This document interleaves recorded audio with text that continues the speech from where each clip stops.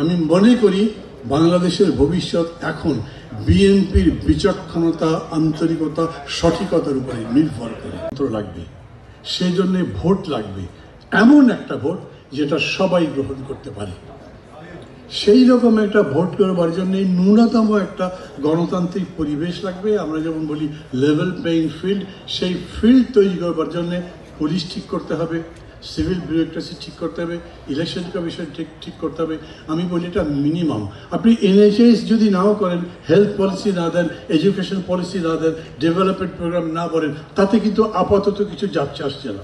আপনার ভোট দরকার, এইটা হলো ইমিডিয়েট প্রেফারেন্স।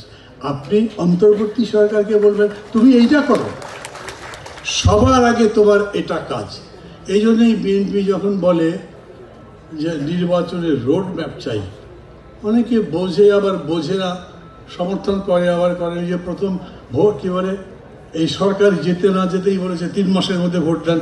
ভাবছে এত লাফালাফি করছেন কেন ক্ষমতায় যাওয়ার জন্যে? 3 মাসের জায়গায় 6 মাস বলেছেন, তখনও বলেছে, তবু তো ছাড়ে না। তারপরে গিয়ে বলেছেন যৌক্তিক। আর আমি বলছি যদি ওই রকম করে বলতে পারতেন তোমার কাজ হচ্ছে ভোটটা করা, এই ভোটের জন্য এই করতে কতদিন লাগবে তোমার, সরকার বলবে তার কতদিন দরকার। আমি তো পুলিশ ঠিক করতে পারবো না, আমি তো ক্ষমতাই নাই। আমি সিভিল বিউরোক্রেসি ঠিক করতে পারবো না। আমি একটা ইলেকশন অনুষ্ঠানের জন্য আমার উপরে দায়িত্ব নেই, সে দায়িত্ব সরকারের উপরে। অতএব সরকার বলবে এতদিনের মধ্যে ভোট, সেই বিবেচনায় একটা রোড ম্যাপ যখন বিএনপি চায় তখন খুবই যৌক্তিক কথা বলে।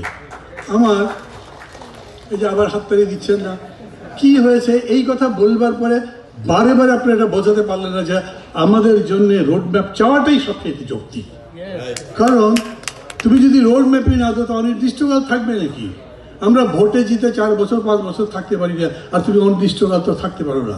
আমি কারোর প্রতি অশ্রদ্ধা জানাচ্ছি না, ডক্টর ইউনিভার্সিটি ভাই সরকারের প্রতিও নয়, সরি কিলমিট বোধহয় পার হয়ে যাচ্ছে।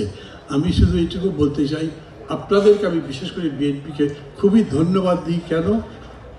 খুব সবগুলো কমিটমেন্ট করেন কি কি করবেন, আর হিসাব করেন যাতে ক্ষমতায় তো আপনারাই যাবেন। মনে হচ্ছে ভোটার কে জিতবে, মানে যেরকম আমেরিকায় আর রাশিয়ার মধ্যে ঝগড়া হওয়ার পরে দেখেন একটা সমাজতান্ত্রিক ব্লক চলে যাবার পরে ইউনিপোলার ওয়ার্ল্ড হয়ে গেছে। বাংলাদেশে এখন ইউনিপোলার পলিটিক্সের মতো হয়ে গেছে, কারণ আওয়ামী লীগ তো নেই। আবার যদি আসেও তারপরে বিএনপির কাছেও দাঁড়াতে পারবে না। ক্ষমতায় আপনারাই যাবেন। ওই রকম কমিটমেন্ট করেন না যেটা করতে পারবেন না, কারণ তখন মাহমুদুর রহমান বান্না আপনাদের মঞ্চে দাঁড়িয়ে আপনাদের পক্ষে বক্তৃতা করবে না যদি বেঁচে থাকি। এইবারে খুশি হলাম যে হাততালি দিয়েছেন। ভালো থাকবেন সবাই। আবারও আন্তরিক ধন্যবাদ জানাচ্ছি। আমি মনে করি বাংলাদেশের ভবিষ্যৎ এখন বিএনপির বিচক্ষণতা, আন্তরিকতা, সঠিকতার উপরে নির্ভর করে।